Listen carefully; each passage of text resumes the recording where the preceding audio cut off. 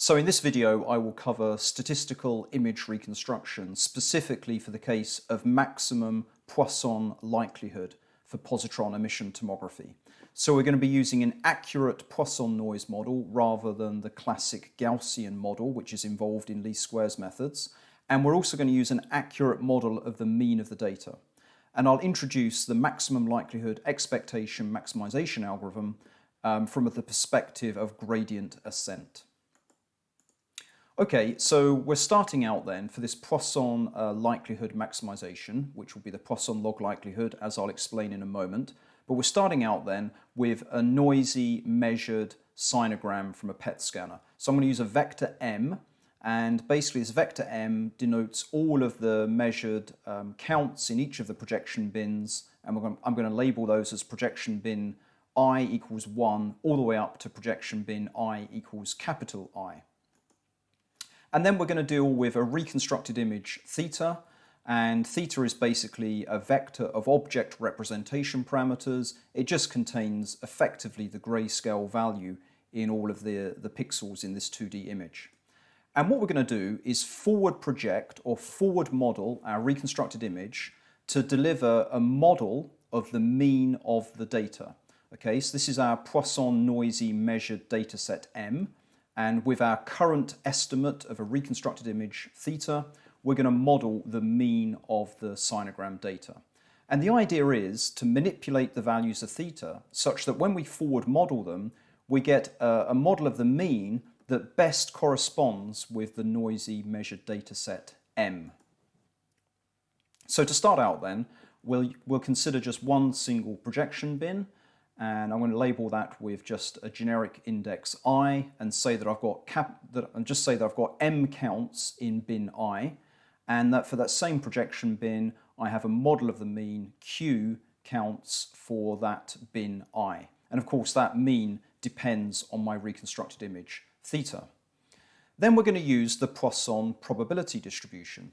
That says what is the probability of getting M counts in bin I if the mean were to be Q counts for bin I. So this is just the definition of the Poisson probability distribution. It's just the mean value to the power of the number of counts exponential minus mean divided by the number of counts factorial. So find the image theta, or rather the object representation parameter vector theta, such that this expression is maximized. So we just tweak theta, which in turn delivers a Q, and we want that to be such that this expression is maximized for a given measured value Mi. Now, of course, we've got many projection bins in practice, and so I'm showing them all here.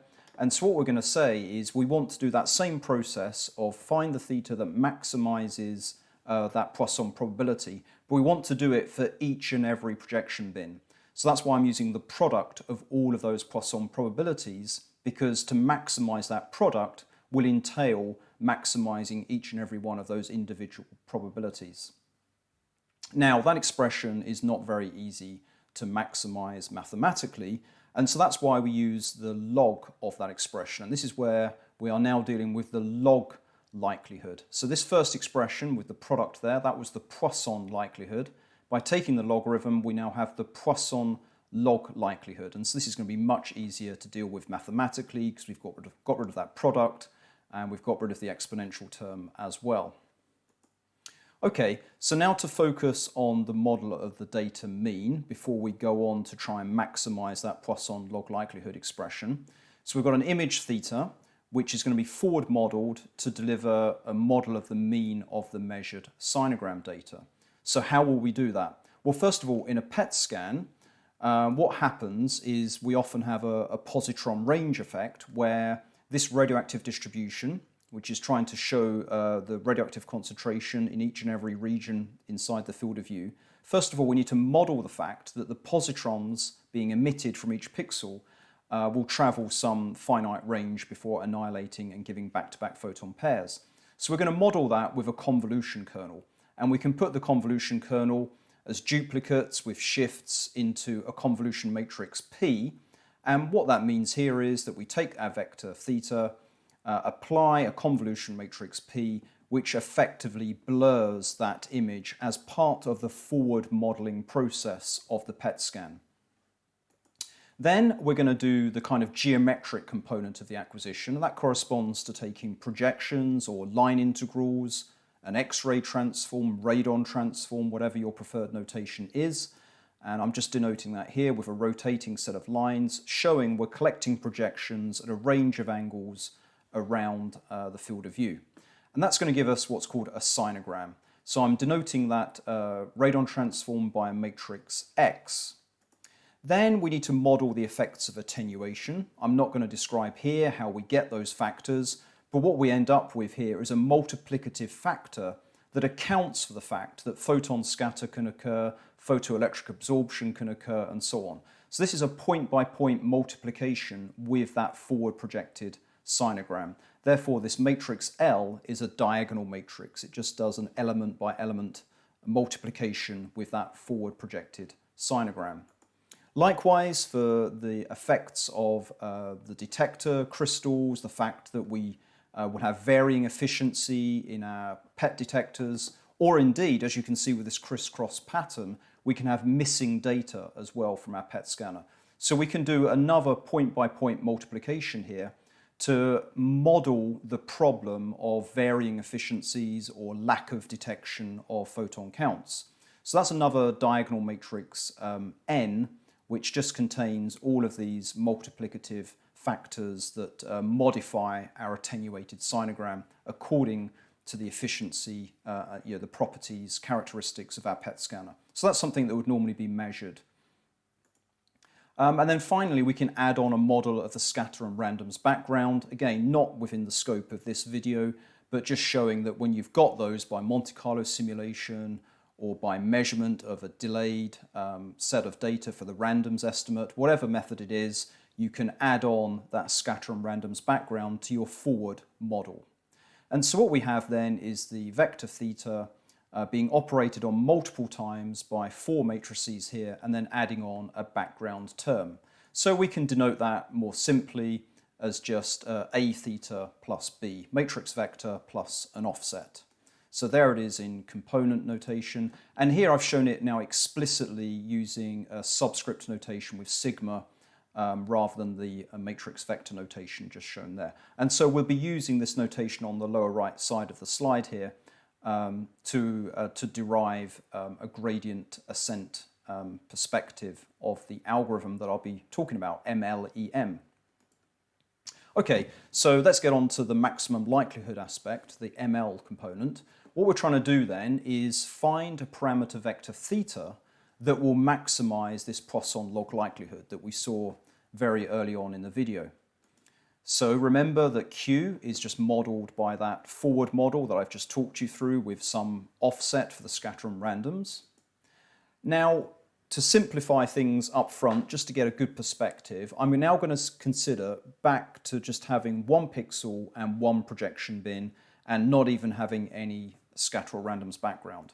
So that means I'm simplifying my problem like this, just so that we can get some intuitive feel for how to go about solving this problem. So to get the maximum of that expression, I'm just going to take the gradient with respect to that pixel value theta j. Because I want to try and find the reconstructed pixel value theta j that will maximize that Poisson log likelihood. So I've just taken the Poisson log likelihood, placed it down here, taking the derivative with respect to theta j. So that's just m multiplied by the derivative of log q. So that's just 1 over q, remembering that q is aij theta j, multiplied, of course, just by the chain rule of differentiation by the derivative of q. And so the derivative of q with respect to theta j is just aij. So there we go. This is the derivative of the log, and then multiplied by the derivative of q minus the derivative of q, which we just saw, of course, is just aij. So simplifying this expression, we just get the derivative equal to mi over theta j minus aij. Now to maximize, I just set that equal to 0, and that will correspond to where the gradient is 0, which is going to be at the maximum of that function. And so the moment I set that equal to 0, I'm now going to label theta now as the maximum likelihood value of theta. And so just by simple rearrangement, it's just equal to the number of counts in the projection bin I just divided by this system model, which is, for this case, we can just understand it as just the probability of detecting a count in projection bin I from pixel j.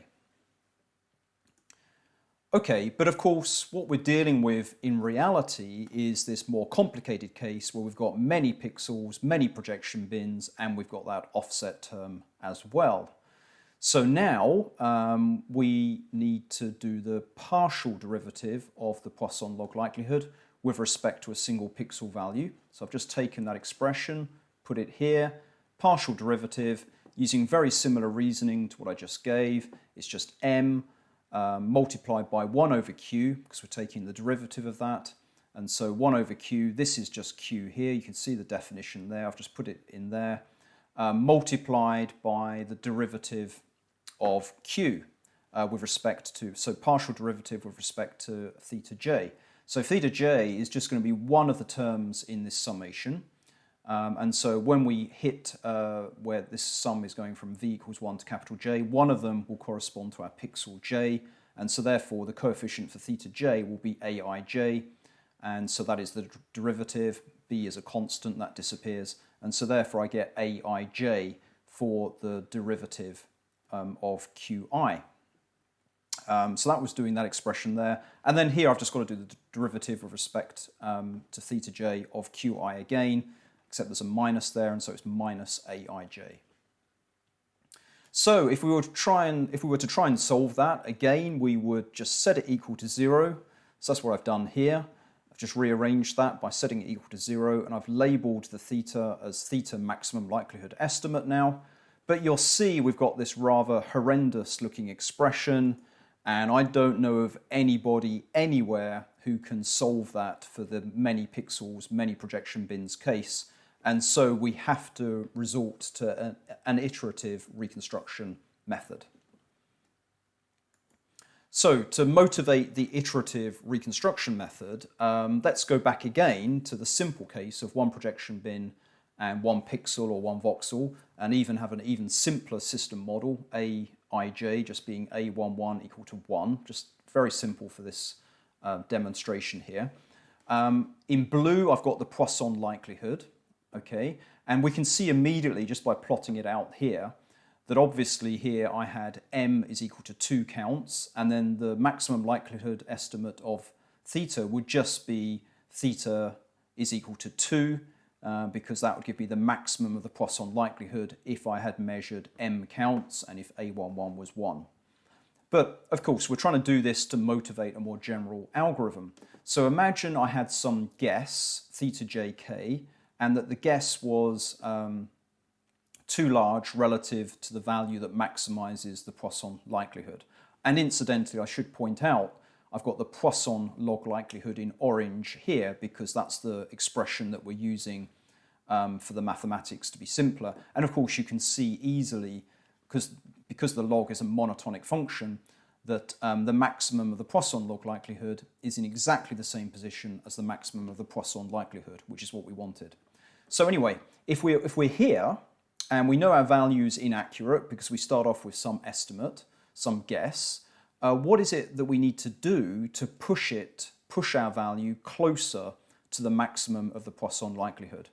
Well, what we can do, so that's the question I'm asking here, how can we go from a current estimate towards the maximum likelihood estimate of theta? So what we can do is take the gradient, like we have been doing, of the Poisson log likelihood. So there's the Poisson log likelihood in orange. Here is the gradient in this grey line here. And what we can see immediately is that this gradient is very useful, because if we're over here, if our estimate is too large, then we notice this grey line, this part of the function here, is a negative value, which means we need to reduce the value of theta in our current estimate. Whereas if our value for theta was over here, then the gradient of the Poisson log likelihood would be positive, which indicates we need to increase the value of theta. Okay, so bearing all of that in mind, there was our Poisson log likelihood. We've seen that a number of times now. And there's our definition of Q. We've seen that a number of times too. Now let's take a look at what I've just been saying, taking the gradient with respect to the voxel value or pixel value theta j. That's this expression, which again we've seen before. But now we have, instead of the case I showed before of naively setting that equal to 0 and trying to solve it, and I've pointed out that you can't solve that, instead what we're going to do is take that gradient and add it on to our current estimate of a particular pixel value theta j. And so there's my current estimate, and I'm going to add on this gradient term in order to get a better estimate of theta that's closer towards the maximum of the Poisson log likelihood. Now, what I'm going to do here, without motivation, and you'll have to look at another video to understand where this comes from, but for now, just with this gradient perspective, I'll just say that we add on, or rather we incorporate, this multiplicative scaling of that gradient term. So I'm going to modify the gradient by multiplying it by the current estimate theta j divided by this normalization, this sensitivity image, which I describe elsewhere. It's just a simple normalization based on the system matrix. And the reason for doing that multiplication, if we just motivate it intuitively, is that you can see if I multiply that through, then the theta, when multiplied by this sigma aij, the theta divided by sigma aij, those sigma aij's will cancel, and I'm left with a minus theta j, which will cancel that initial theta, which leaves me with this purely multiplicative update. And that multiplicative update is the maximum likelihood expectation maximization algorithm. Now, again, in another video, I'll cover the expectation maximization derivation, but here in this video, I just want to motivate it from a gradient perspective. And so you just need to accept that there is this modifier on the gradient before I add it on, and that gives a purely multiplicative update expression. So going back to those graphs, those simple graphs I had, remember we had the orange Poisson log likelihood, this kind of light blue Poisson likelihood, and then we had that grey gradient of the Poisson log likelihood. Well, with that modifier of the gradient that you just saw, which was theta divided by sigma aij, if I include that here, then I end up with this dark blue line, this function here, which means if my current estimate was here, 4 point something, for example, and I need to be a value of 2 to maximize the Poisson log likelihood, then that dark blue line, that kind of direction I've got by modifying the gradient, actually delivers minus 2 point something here, which is exactly what I would need to get to the maximum in one step. Now that's true just for this simple one pixel, one projection bin case. For the many pixel, many projection bin case, it won't get us there in one go, but nonetheless we can see that this EM direction, in other words that modifier, multiplying by theta divided by sigma aij, is certainly well motivated for this simple case and gives us a purely multiplicative algorithm. So let's take a look quickly at that MLEM algorithm that we've got based on gradient ascent with that modifying multiplier in front of the gradient. So what we've got then is the following process. We've got an image, reconstructed image theta, some estimate, which I denote with superscript k. We forward model it to model the mean of the data. Then we add on, if we have it, some knowledge of the scatter and randoms background. And then we compare it with the actual measured sinogram data, and that's a vector m. So we can see here that if theta is large, or too large in fact, then when we forward model it, this will be something that is greater than m, and so that gives us a ratio with values that are going to be less than 1, which means we need to reduce the value of theta. And if theta were to be too small, then this value would be small relative to m, and this ratio would be something that's larger than 1, which tells us that we need to increase the value of theta. But the problem is these are correction factors, if you like, these ratios, they are in the sinogram or the measured space, and we need to correct our images, the thetas. So to do that, we're going to back project. We're going to use the transpose of that forward model A. So we just swap the rows and columns, and that will map us from the sinogram space to the image space, or the space of our parameter vector theta. Then we're in a position to be able to multiply those corrective ratios that have been back projected. We can now multiply them by our current image estimate theta k, normalize, and this normalization is just counting how many back projection contributions there are to a given pixel. So you can see that A transpose was operating on that ratio. Here A transpose is just operating on a sinogram that is filled with values of 1, and that will give a back projected image that tells us how many contributions there were to each and every pixel in the image. So it's just a normalization. You can view it as normalizing those back projections. And then when we've done that, we can now update our image estimate to theta k plus 1. And that will give us something that is closer to the maximum likelihood estimate of the parameter vector theta, or indeed our reconstructed image. Now here I've been using matrix vector notation, where I'm using a rather unusual element by element division of vectors here. And here I did an element by element multiplication of vectors and an element by element division. So it's not very standard notation, even though we do use it in the field of medical imaging. But to be sure, I now show it in explicit terms here, where there's no confusion at all. This is just A times theta plus an offset, division here, transpose of the matrix A operating on that ratio, multiplied as follows, again dividing by the sensitivity image to give an update. So that's all I wanted to do to introduce and give a gradient ascent motivation for the maximum likelihood expectation maximization algorithm. It will be in another video where I get into the expectation maximization part. Really here I wanted to emphasize the Poisson maximum likelihood aspect. Now in the next video I'll be going into the use of real pet data and demonstrate MLEM in operation for real pet data. And I'll also talk about ordered subsets, EM, which is an accelerated version of it, as well as the so-called ordinary Poisson OSEM.